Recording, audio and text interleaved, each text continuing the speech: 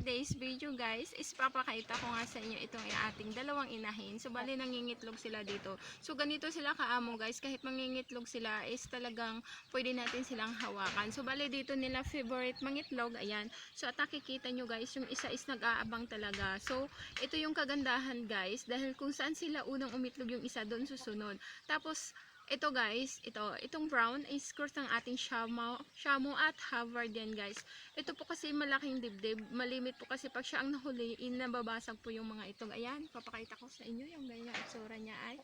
So ganyan po siya guys. So maamo po siya. Ang pag mahuli po siyang mangitlog, inababasag talaga yung ibang itlog pag hindi ko pa nalimot.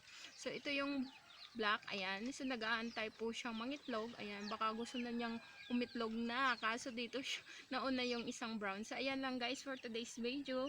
Ayan, so maamo po talaga yung ating inahin. Ouch! Nag-aaway na sila guys. So ayan, gusto mo na talaga niyang umitlog dito. At ayan, at alam niyang nandito ako. Ayan, gusto niyang paalisin yung isa guys. So patiktik. Ayan, so share na lang kayo. So, ayan, share na lang muna sila guys for today's video guys. Thank you po sa panonood. Babush guys, at ayusin ko muna itong mga inahin. Yun lang.